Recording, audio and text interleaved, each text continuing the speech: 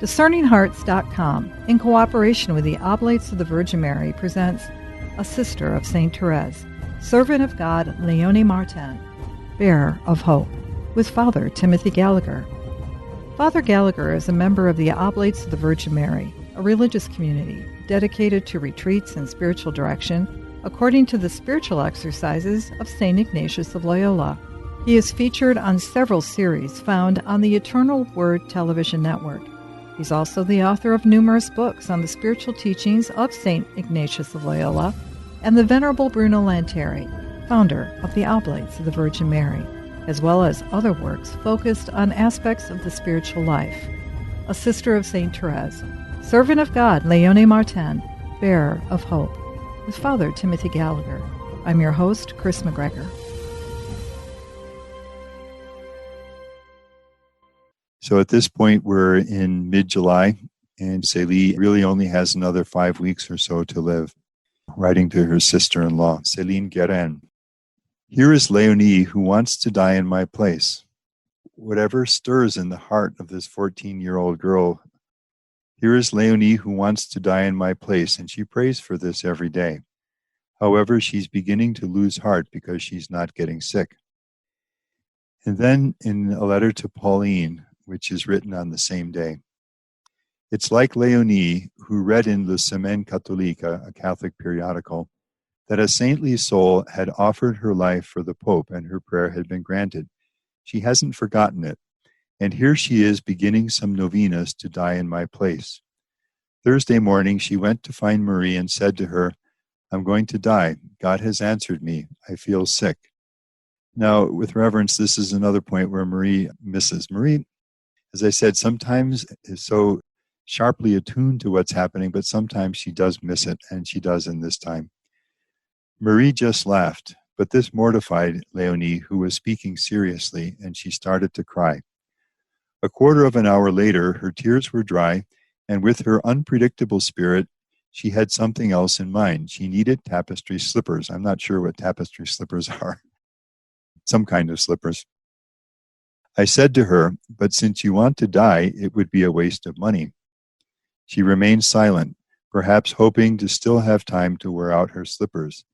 Perhaps she would have put this in the terms of her sacrifice and would have made them last a good long time, only wearing them on the great feast days. There's the love in this young girl's heart and the clumsy reaching out, but with such sincerity. In a way, these lines that we just read give us an insight into the whole of the life of Léonie. Léonie never had enemies. And she never had enemies because everyone, even if they could get irritated at her foibles, she was slow, she was meticulous to the point that it would exasperate people and so on. But she never had enemies because everybody knew that she had such goodness in her heart. And you see it right here. You see that clumsiness, but you reverence it and you respect it. And it hurts a little actually to see that Marie misses it because you know that there's such goodness behind it. Marie is she's still young. I mean, she's 3 years older, so she's 17 at this point. That sounds like something a 17-year-old would say. Yeah. God bless her. Now, that's, if we won't certainly do it in these conversations, but if you were to read the correspondence, which is lengthy, in later years between Marie and Léonie, you'd see the deep love there between them. Marie became almost like a third mother in a way for Léonie. The death of her aunt, who was so dear to Léonie, the visitation sister, and then the death of her mother, Zélie. And at that point, Marie steps in and kind of takes over raising her and teaching her and so forth. So there's a very deep bond of love there between them, and it's reciprocal. Now, that is the last of the letters in which Léonie is mentioned in Zélie's correspondence, and this is written just 5 to 6 weeks before finally she does die. That's a rather abrupt ending to something as deep and as rich as that correspondence. But the beauty of it is we've seen through Zélie's eyes, we've seen Léonie from the very first months of her life up to her 14th year, really, as we say, the pivotal year in her life. And Léonie would always be convinced that her mother's death and entrance into eternal life, and her prayers for her were pivotal in what she calls her conversion, that change of heart which takes place at age 14. Now, at this point, after the death of Zélie, the family has to decide what its new situation is going to be. And Zélie had hoped, and she had expressed this to her sister-in-law, Celine Guérin. So that's Celine Guérin is the wife of her brother Isidore. Had expressed the hope that if she, Zélie, were to die before her children were fully raised, that Celine, her sister-in-law, would be willing to raise the family. And in fact, we have a letter, we may look at this later on, in which Celine, when she received such love in return from the Martin girls, because she became a second mother to them, and she just marvels at how she's so loved by them. And she says, she indicates that she knew that Zélie had asked her, wanted her to take up this role after Zélie's death. And she said, especially from when Zélie, shortly before she died, exchanged a long gaze, a long look into the eyes of Celine, and she couldn't speak anymore at this point, but Celine understood with great clarity what Zélie was saying. I'm entrusting my children to you as their mother.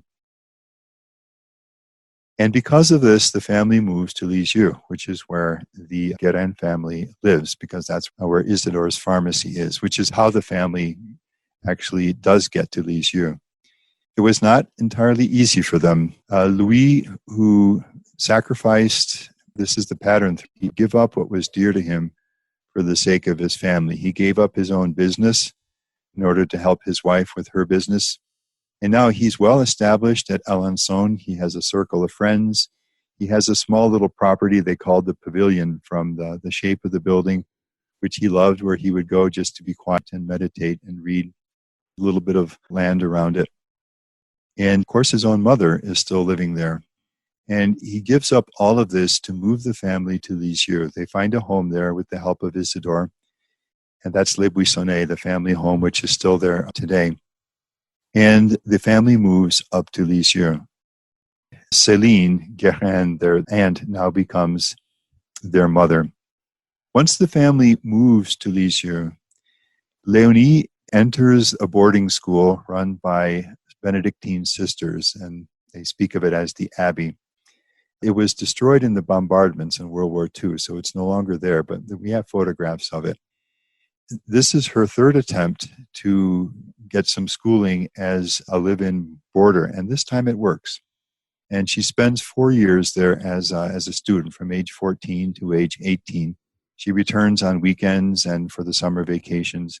But that's partly why when you read the story of a soul, and Thérèse speaks of these years after they moved to Lisieux, you don't get too much of a mention of Léonie, much more of Celine, and then the older two sisters, because Léonie was largely absent. Léonie loved the Benedict boarding school, and the other sisters would tease her about it. There was even some question, apparently, at some point, that she might have thought of actually becoming a sister in that order. But she loved it. She had her handicaps because her studies had been so imperfect up until then. She never fully recovered, but she made progress while she was there. And she was happy there. She always stayed in touch with the Abbey in the subsequent years as long as she lived in Lisieux. And in fact, on a number of her letters, she signs them Child of Mary, which was a group of young girls dedicated to Mary that was hosted right there at the Benedictine school. After she finishes this school, she leaves the Abbey, and Celine and Thérèse, when Thérèse is old enough, they also go to the Abbey, but as day boarders. So they would walk to school each day, accompanied by a maid or their father, and be brought back home every day. And Léonie is at home. These are also the years in which Pauline discovers her vocation to the Carmel, and she enters the Carmel. 4 years later, Marie also discovers her vocation to the Carmel, and she enters. So we have another 5 years from age 18 to 23 in which Léonie lives with the family at Les Buissonnets. And these are difficult years in their own way for her. Léonie is no longer violent. That whole quality, from disruptive quality, is no longer there in her, but there's a sadness in Léonie. Her life is going forward for the rest of her sisters. The two oldest discover their vocation, move into religious life. When first Pauline and then Marie leave the home, Léonie would be the next in line, in a sense, to be the mistress of the house in terms of age. She's now the oldest daughter, but there's never any question of Léonie becoming the one in charge. Everyone recognizes that she would not be able to do it. And this goes to her younger sister, Celine, who becomes now the woman in charge of the household. And Thérèse is growing and flourishing. And here is Léonie. And especially in her time, 18 to 23 young women are getting married, making vocational choices. Years are passing, and nothing really is moving in her life. She spends a lot of time alone. We mentioned earlier how her room was even situated at a distance from the other two rooms where the two oldest and the two youngest sisters shared life.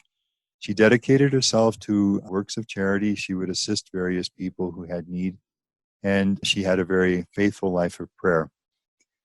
But there's an underlying sadness in her life at this point as she's getting older and nothing seems to be working out for her. From these years, I'll just quote two letters, and now we have Léonie's own letters. So the first of these is Léonie writing to her aunt, Celine Guérin. And so Léonie is 22 years old at this point. And the background is that the Guérin family would, in the summer, would take vacation time. They would rent a house or some apartment on the shore, which was not too far away. We're in Normandy. They would spend the summer there, and various family members would go by turns to spend time there. So her aunt would be there managing the household. At times, her aunt's two daughters, Jean and Marie, would be there. At times, the Martin girls would come and spend some time there. In fact, in the story of a soul, when Thérèse speaks about the impact of the ocean upon her, this is the setting. She goes there with the Guérin family and spends some time there with some of them. So here's the background. Léonie is in Lisieux, and her aunt is on the shore, on the water there with the family. Dearest aunt, I don't want to let Marie's letter, so we have two Maries here, so I'm going to guess this is most likely Celine's daughter Marie, her cousin Marie. I don't want to let Marie's letter go without enclosing a note with it. Today I won't have any excuse, and I don't want to let your holiday in the lovely chalet at Deauville go by without showing you my affection. Now, the first thing I'd say to note here is what comes to the fore, even in these first lines, is affection. It's the heart. Lovely chalet, without showing you my affection. Yes, kind aunt, I love you. You know I do. And it's just important to Léonie to say this. And when I remember all the kindness you have shown me, I'm completely at a loss to know how to thank you. I love remembering the 4 days I spent with you. So probably not much before this, she had spent 4 days on the sea there with the family. Those conversations that I had several times with my darling aunt, with you, were so sweet for me. You know what they were about. And the editor here just raises a question. Was it about her desire to enter the Benedictine Abbey in Lisieux? That's just a hypothesis. But let's just note the vocabulary. Lovely, affection, kind, love, kindness, thank you, love, darling, sweet. Okay, you get that heart of gold, the goodness in Léonie. And in fact, all of her letters in the remaining years of her life will always evidence this same trait. What comes to the fore, she has a woman's interest in all the family news and all the rest of that in detail. But the heart of it all is the desire to express affection. And you see that in this letter here. I can't help but hearken back to what Zélie desired so much, to be there present for her daughter, to help her get through all of this. And of course, it seems as though on the surface, the story, she did not get what she wanted because she did die. But then again, for the Christian, for us, maybe she did. The belief that her sister had such a strong intercession after her death for the tragic circumstances which caused the breach in the first place to be healed. But now Zélie, where she is, now that she has gone on, maybe can be the mother in an even more powerful way. Maybe she did get the answer to her prayer. It wasn't what she expected, but maybe it wasn't even a grander way for her to be able to help her daughter, because it sure sounds like it. I mean, from that age of 14 and then being able to go into the Benedictines and then to be able to express herself so beautifully, that's all the things she had hoped that she could help her with. And here it was happening. Yeah, I think if you look at this with the perspective of faith, I don't think there's any doubt about it. And in fact, when the family first moved to Lisieux, their father had to stay behind in Alençon to take care of a lot of things before he could then go and join the daughters. So you had a number of weeks in which the daughters were all in the new home at Lisieux, and their father was still in Alençon trying to wrap things up as quickly as he could and then to join them. And you have a letter from Marie to her father during that time. And she remarks on the transformation that's taking place in Léonie. And she explicitly says, this has to be our mother's doing. What's happening to her has to be the grace of our mother's intercession.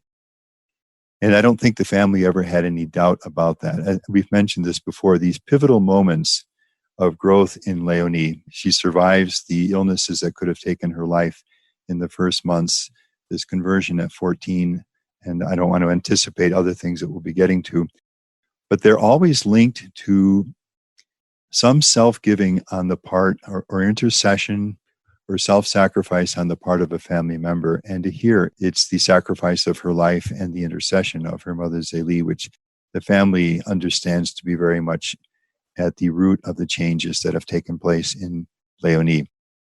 Again, if you go to the end point of all of this and you ask, were these prayers answered? Not only were they answered, but they were answered with an abundance that no one could have ever foreseen. It would be instructive to do it. We could do it if we wanted to, just to read the titles of the various biographies of Léonie.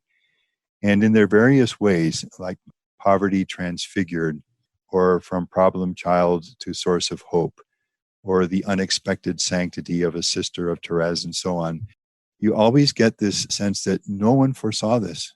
No one saw this coming. And look what happened. From the way things began in her life, we would not have expected this. Now, her aunt foresaw it, predicted it, and Zélie firmly hoped for it, and more, in the last year of her life. But by and large, people looking at Léonie and her struggles would have never foreseen this happening. And so I'd say if ever prayers were answered, this is certainly about as powerful an illustration as we'll see. This is almost like, in its very different way, the answer that Monica gets when she prays for her son Augustine. Here the struggles are not moral struggles. They're developmental struggles in various ways. But the response is just beautiful. I'm praying to that family. And two, Father Gallagher, I just have to say that, again, it would be pure speculation, but based on the tone and tenor of Zélie's writings, the instruction and the love in the conversation that would happen up until the moment of her death, those priceless, beautiful exchanges that only between the two of them and what she must have said to her daughter. I mean, those things are so important. It's so important. And not just for us to know about them, but for us to remember in our own lives the things we say, the things we do, the dispositions that we take. As you said, you could look at the end point as we break open each moment here, as we move towards that point. Everything matters in how we approach the ones we love. And I think the incredible message of hope in this is that you have a story here, and we're trying to give it without shying away from any of the struggles, in it, which I think is the best way to give it, because it's a story very much like our own. Who of us cannot relate to desperate prayers from the heart that don't seem answered? struggles in the lives of children that just seem to go on. And then even maybe get worse when something unforeseen happens, like the whole issue with the maid and so on. And we struggle and we suffer. But one of the beauties of looking at the lives of the saints, as we've said in other settings, is that you see the end point. We don't see the end point in our own struggles because we're right in the story right now. But here we do see it. And it's an enormous sense of hope. I'll say again that I think there are few lives of holiness. And we can confidently say that now about Léonie. Her cause of canonization is in Rome. And I'll just say personally, as I've gotten to know her, I don't really have much doubt that the cause is going to progress. It would be hard to conjure up a beginning, initial point of greater difficulty than that which Léonie lived. And to see that this story developed in the way that it did and led to what it led to just says to every one of us, there's not one of us who cannot hope, both for ourselves and our own spiritual journeys and for the people entrusted to us, if we're parents, for our children, or for friends or people for whom we have any responsibility. This is almost one of the most hopeful stories in modern times, I would say, in the life of sanctity. This is the most tangible gift, expression of what hope looks like, the hope of a mother. But it's also accomplished, our hope in the cross. When we look at a crucified Christ, we know what the end point is. That's the message for all of us, isn't it? In our own life, our own moments of crucifixion, and we know what our hope is. I think that's why we need the lives of the saints, because they're really, what they are is the gospel in concrete terms. So everything that we see in the lives of the saints, you can find in the Word of God. But you see it exemplified, brought home and made concrete in a way that is very enlightening and encouraging for us. I think one of the best things we can do in the spiritual life is to always be reading or listening or whatever, viewing something from the life or writing of a saint. It's very, very encouraging. I have this experience often. I mentioned, the last few years, I've obviously spent a lot of time with Thérèse and Zélie and Léonie and other members of the family. You go to your day differently. Your values are reset in the way that they need to be. You see what's important.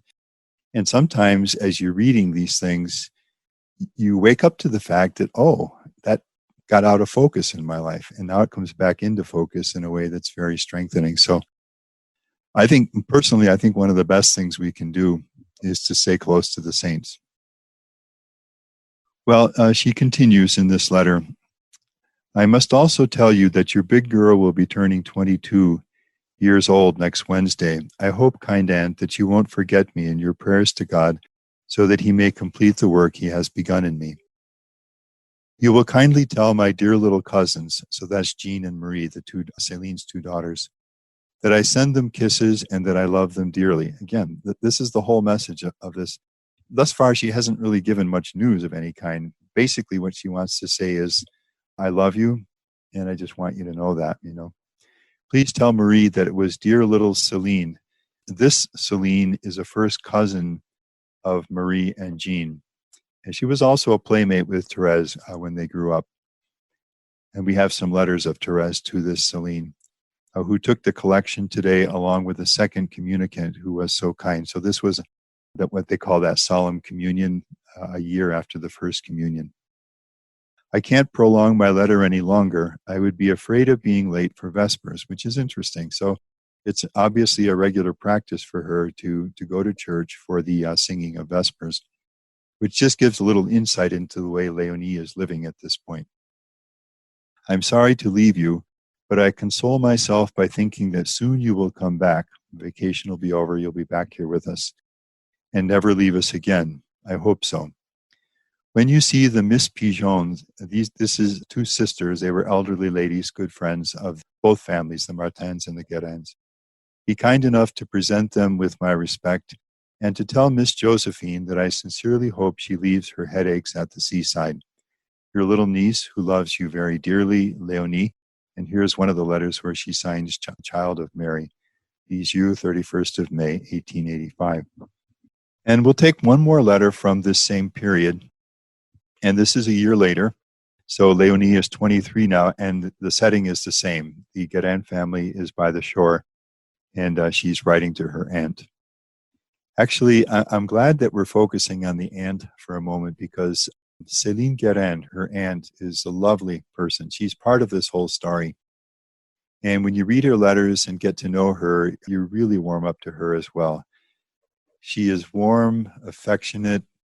You can see why the Martin girls grew to love her so much, because she was everything that was sweetness and goodness and love for them. Woman of faith. Dearest aunt, if you only knew how touched I was when I read in Marie's letter that you would have written to me if you hadn't been afraid of your letter being too heavy. I won't hear it said that it is your turn to write.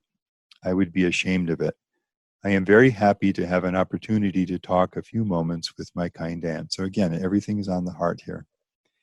It's tomorrow that the family is celebrating Monsieur Fournet's feast day. So this is her aunt's father.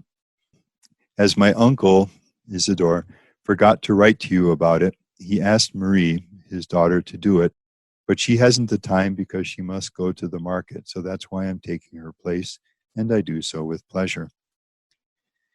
We often go to see my uncle, so this is at the pharmacy, who hasn't time to be bored, for he is overwhelmed with work.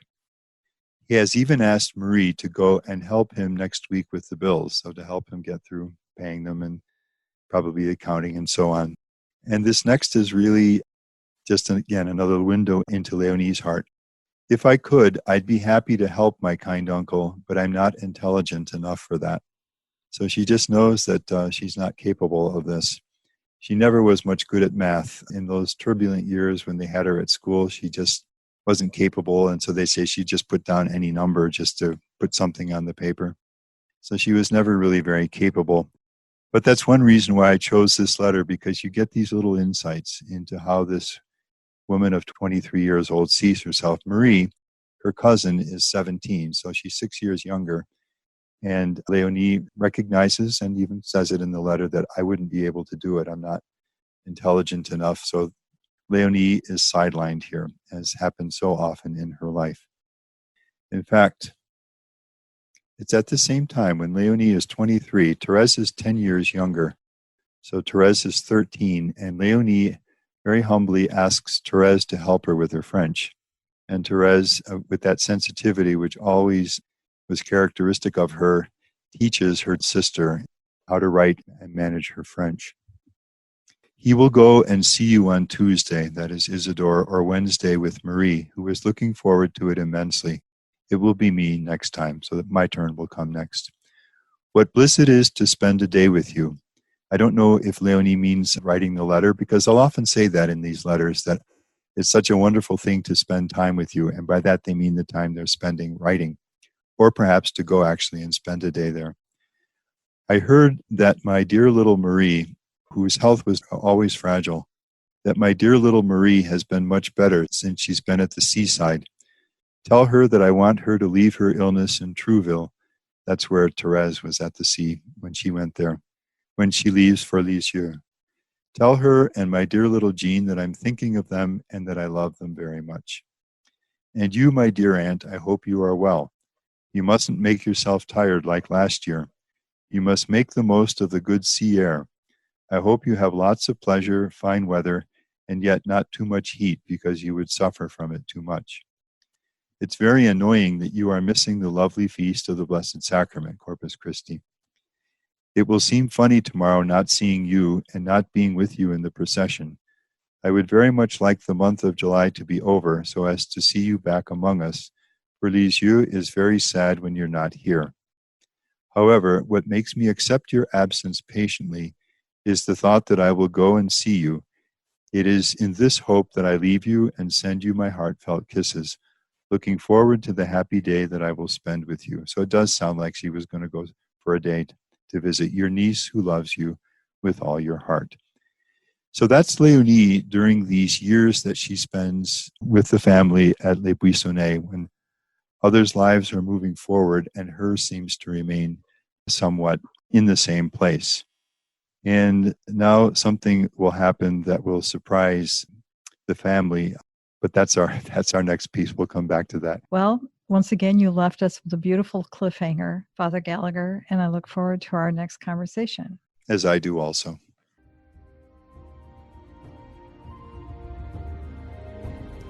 You've been listening to A Sister of St. Thérèse, Servant of God, Léonie Martin, Bearer of Hope, with Father Timothy Gallagher.